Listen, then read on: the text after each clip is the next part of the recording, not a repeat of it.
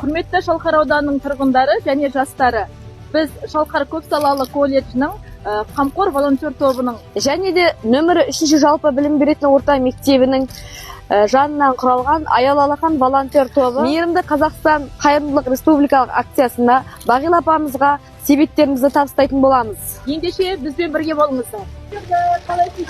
Сәлеметсіз апа. Жаңа жылыңызбен.